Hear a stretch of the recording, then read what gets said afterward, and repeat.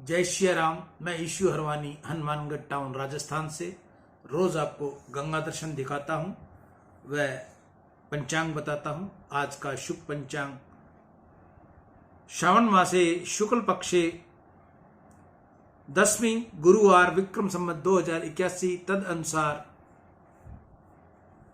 15 अगस्त 2024। आज 10वीं प्रातः लगभग 10:30 बजे तक की है। तत्पश्चात एकादशी। आज का विशेष दिन विंछुड़ो भद्रा गंडमूल स्वतंत्रता दिवस रवि योग। स्वतंत्रता दिवस पर आप सभी को हरवानी परिवार की ओर से, शारदा परिवार की ओर से, बलदेवा परिवार की ओर से शुभकामनाएं। रक्षाबंधन पर राखी बांधने का समय माताएं बहनें रोज फोन करके पूछ रही हैं, वो आज मेरा ये वीडियो देखे तो सुन लें। रक्षाबंधन का जो रक्षा का समय है वो 1:30 बजे से लेकर शाम को 7 बजे तक रहेगा। इससे पहले भद्रा रहेगी। 7 बजे के बाद में पंचक लग जाएंगे। तो शुभ मुहूर्त दोपहर को 1:32 से लेकर शाम को 7 बजे तक रहेगा। कल हमने आपको तत्वार्थ रामायण में 2 वरदान की कथा सुनाई थी। आज हम इससे आगे की कथा आपको श्रवण करवाएंगे। केकई अब तू एक अक्षर भी बोलना नहीं, तू अपना मुंह मुझको दिखाना नहीं, तुझको जो अच्छा लगे वह तू कर। महाराज का सूर्य नारायण को मनाने लगे, हे सूर्य नारायण तू आज उदय न होना, मेरे राम को यह खबर पड़ेगी तो वह घर में नहीं रहेगा, वन में चला जाएगा।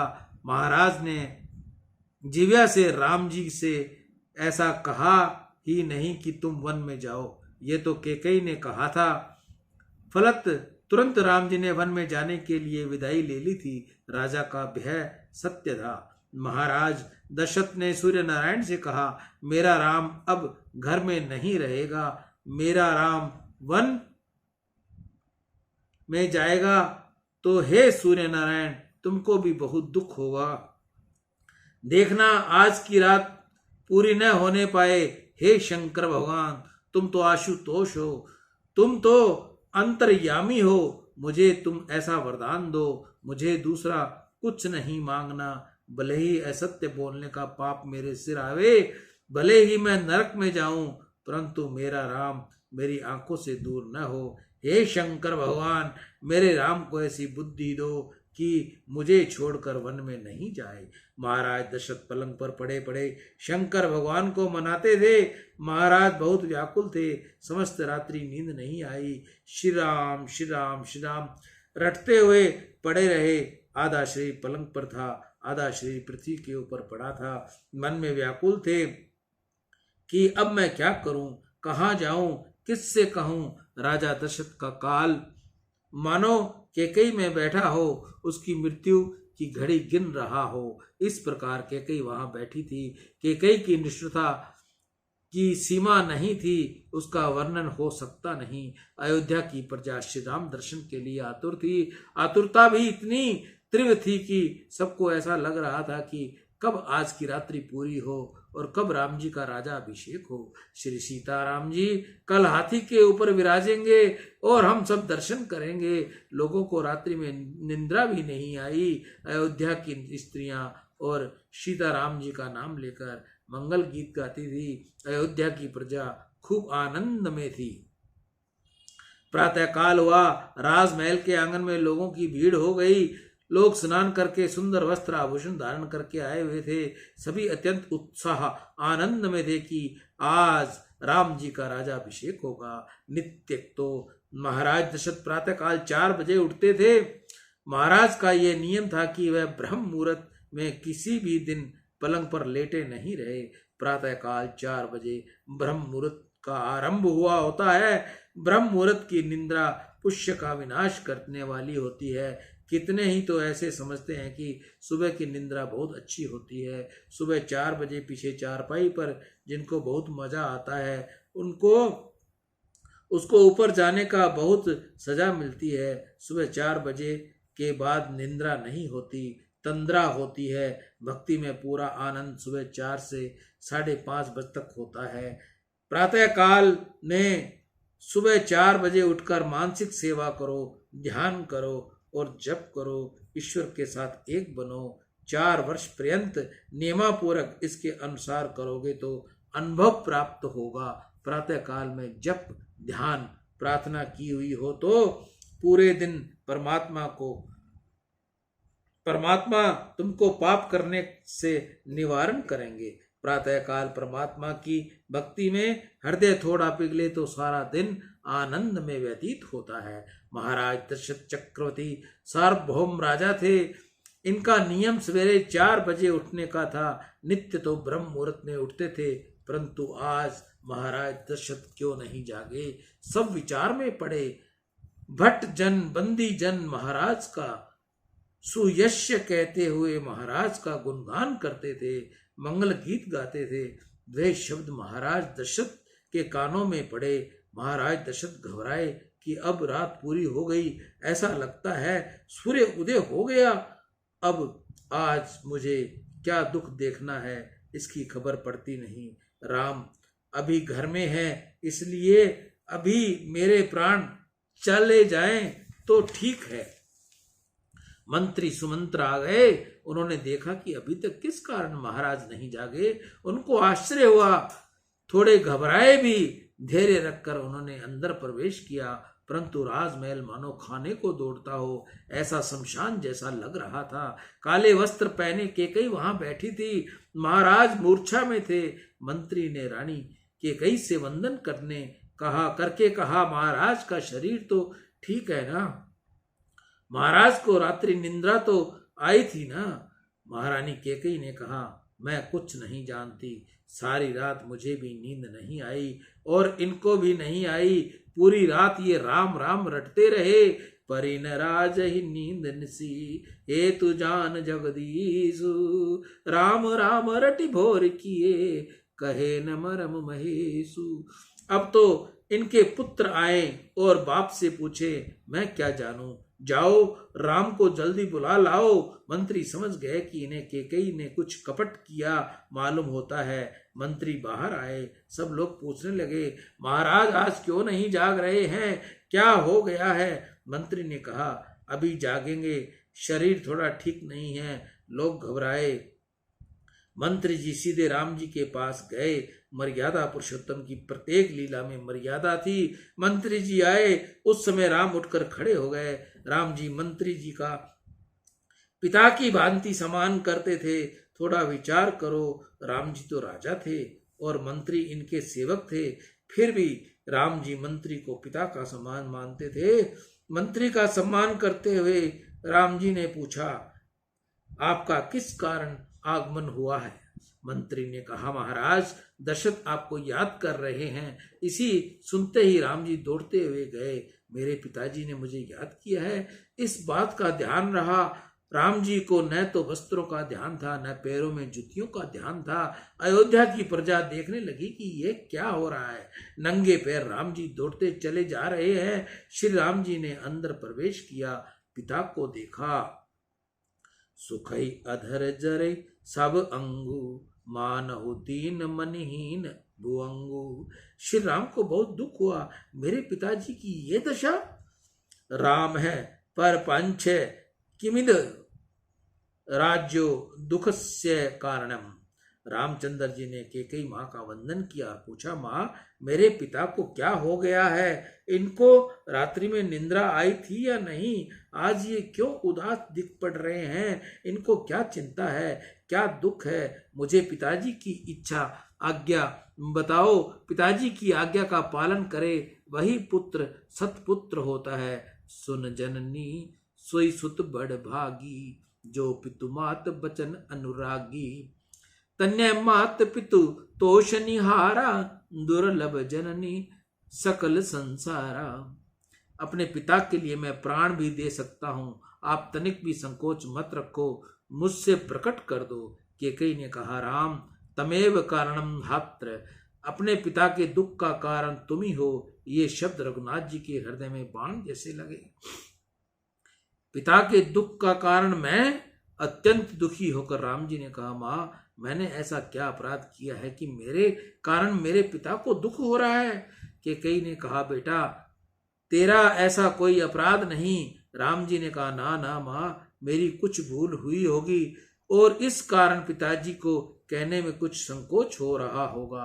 कैकेयी ने कहा, ना बेटा, तुमने कोई भूल नहीं की। बात ऐसी है कि इन्होंने मुझे 2 वरदान दिए थे।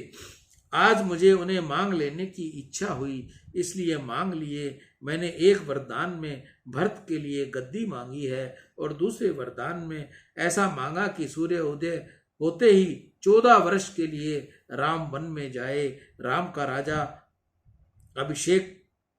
राज्य अभिषेक करूंगा, ऐसा कहा था। अब बदले में वनवास देने में इनको संकोच हो रहा है। ये बहुत शर्माते हैं, परंतु बेटा, तुम्हारे पिता का कल्याण हो ऐसा तुम्हें करना चाहिए। वृद्ध अवस्था में उनके सिर पर अपकीर्ति का, असत्य बोलने का कलंक न लगे, यह तुम्हें सोचना चाहिए।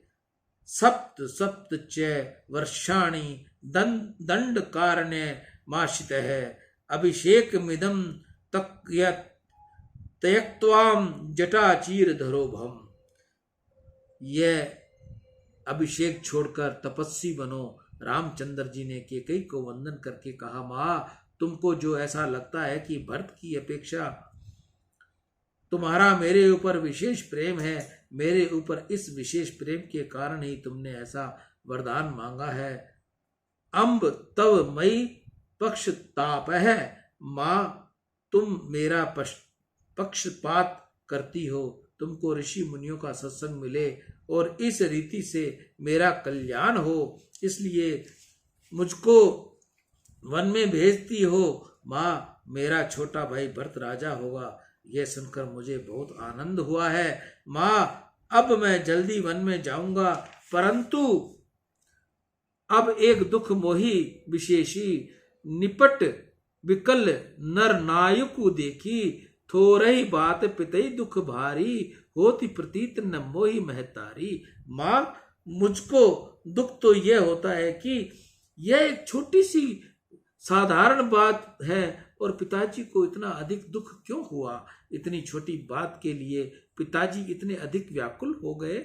इससे माँ, मुझे ऐसा लगता है कि मुझसे कोई बड़ा अपराध हो गया है और इसी कारण पिताजी मुझसे कुछ कहते नहीं, मेरे साथ बात भी करते नहीं। कैकेयी ने कहा, ना ना बेटा, तेरे द्वारा कोई अपराध हुआ नहीं, तुम अपराध जोग नहीं ताता। कैकेयी ऐसा बोलती है कि राम निरपराध है, राम निर्दोष है। श्री रामचंद्र जी ने महाराज दशरथ को वंदन किया। मंत्री ने राजा को उठाया और कहा, तुम्हारा राम तुमको वंदन करता है। राजा ने दोनों हाथ लंबे करके राम को उठाकर छाती से लगाया। वह अन्य कुछ बोल सके नहीं, केवल मात्र राम राम बोलते थे। श्री रामचंद्र जी ने कहा, पिता, आप तो बहुत जानते समझते हो कि मैं आपको क्या समझाऊं। आप तो धर्म धुरंधर हो। विपत्ति के समय महापुरुष प्राणों का भी बलिदान देकर धर्म का पालन करते हैं। पिताजी, 14 वर्ष पीछे आपका राम वापस आएगा। आपके आशीर्वाद से वन में ही मेरा कल्याण होगा। मैं अब अपनी माँ को वंदन करके जल्दी वन में जाऊंगा। आप धीरज धरो। महाराज दशरथ एक अक्षर भी बोल सके नहीं। उनके हृदय में दावानल सुलग रहा था। उनके हृदय में एक ही लालसा थी कि उसके प्राण स्वरूप श्री राम जैसे भी संभव हो रुक जाए, वन में जाए। राम बिना अब सुख कहाँ, राम बिना प्राण किस रीति से टिकेंगे। रघुनाथ पियारे आज रहो, 4 जाम विश्राम हमारे। छिन छिन मीठे बचन कहो, वृद्धा हो बचन हमारो। कैकेयी जीव कलेश सहो, आतुर है सब छाड़ अवधपुर। प्राण जीवन कित चलन कहो, बिछुरत प्राण पयान करेंगे। रहो आज पुनि पंथ गहो, अब सूरज दिन दर्शन दुर्लभ। कलित कमल कर कंठ गहो। महाराज दशरथ का हृदय रुदन करता था, मानो कह रहा है कि हे प्यारे रघुनाथ, मेरे पास तुम रह जाओ। भले मेरे वचन खोटे हों, भले कैकेयी को कलेश हो, अयोध्या जल्दी छोड़ जाने की आतुरता है, सो कहाँ जाओगे तुम। वियोग होते ही मेरे प्राण चले जाएंगे। आज के दिन रह जाओ, पीछे जहां जाना हो वहां जाना। अब पीछे तुम्हारे दर्शन होने को नहीं। अब इस समय तो अपने कोमल हाथ मेरे कंठ पर लगाओ। महाराज दशरथ के हृदय में ऐसे अनेक भाव उठते थे, वह उठ उठ कर हृदय में समा जाते थे। एक अक्षर भी बोल सकते नहीं थे। राम राम राम इतने ही शब्द मुख से निकलते थे। आंख में से आंसू बह रहे थे। पिता को वंदन करके राम कौशल्या माँ के पास गए। माँ को वंदन किया। माँ को अभी तक कुछ खबर नहीं थी। राम को आता देखकर वह बहुत प्रसन्न हुई। कौशल्या को यह पता था कि आज राम का राजाभिषेक है, उसके लिए आशीर्वाद लेने आए हैं। मेरा राम आया है, ये बहुत ठीक हुआ। अब मैं इसको हाथी के ऊपर बिठाकर बड़ा वर घोड़ा निकलाऊंगी।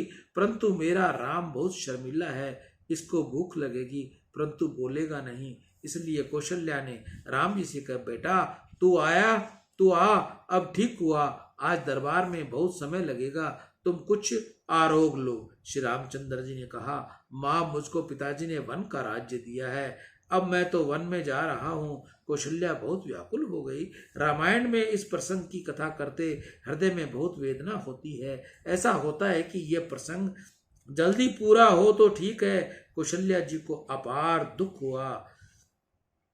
बिहल तन मन चकित भई, सो यह प्रत्यक्ष सुपनाए।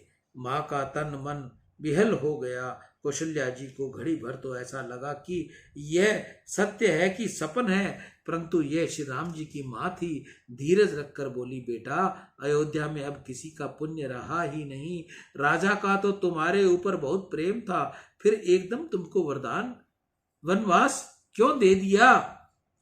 तब मंत्री के पुत्र ने माताजी को सब कथा सुनाई। सुनकर कौशल्या जी स्तंभ रह गई। धीरे धीरे बोली, बेटा तुम वन में जाओ, मुझको बहुत दुख नहीं, परंतु मुझको ऐसा लगता है कि तुम्हारे वियोग में यह अयोध्या की प्रजा और तुम्हारे पिताजी का क्या होगा। तुम्हारा वियोग तुम्हारे पिता को सहन नहीं होगा। मैं बहुत आग्रह करती नहीं, मेरी तो एक ही भावना है कि हमारे जीते जी तू वन से लौट आओ। वन में देव और देव देवियां तुम्हारा रक्षण करेंगी। बेटा मेरी एक ही इच्छा है कि मैं तुम्हारे साथ चलूं, परंतु मेरा धर्म तो एक ही है, अपने पति देव की सेवा। इनकी सेवा छोड़कर मैं तुम्हारे साथ वन में जा सकती नहीं। सियावर राम जय जय राम, मेरे प्रभु राम जय जय राम। जय मंगल भवन अमंगल हारी, द्रवौ सुदशरथ अजर बिहारी। दीन दयाल विरुद्ध संधारी, हरहु नाथ मम संकट भारी। 2 वरदान कथा का विश्राम हम यहीं करेंगे। कल आपको 2 वरदान की आगे की कथा सुनाते हुए वन गमन की कथा भी सुनाएंगे। मैं ईशु हरवानी, हनुमानगढ़ टाउन, राजस्थान से रोज आपको गंगा दर्शन लाइव दिखाता हूं, वह पंचांग बताता हूं। जिस माता बहन को रक्षाबंधन के मुहूर्त की जानकारी चाहिए वह मुझसे फोन कर पूछ सकती है। जिसके घर में तुलसी का पौधा विसर्जन हो गया हो, उन माताओं बहनों से मैं प्रार्थना करूंगा कि वो पौधे को बाहर कहीं न डालें। आप उसको अपने घर में संवार कर साफ कपड़े में रखकर मंदिर में रखें और उसकी पूजा अर्चना करें। आप चाहो कि उस काष्ठ की आपको तुलसी की माला बनकर मिल सके तो आप वो काष्ठ कोरियर कर मुझ तक भेज दीजिए। मैं उस काष्ठ की उचित माला जो बनेगी आपको बनाकर दूंगा। आने जाने का कोरियर आपका रहेगा। माला बनाने का किसी प्रकार का कोई भी शुल्क, कोई भी चार्ज हम आपसे नहीं लेंगे। मैं ईशु हरवानी, हनुमानगढ़ टाउन, राजस्थान से। राम।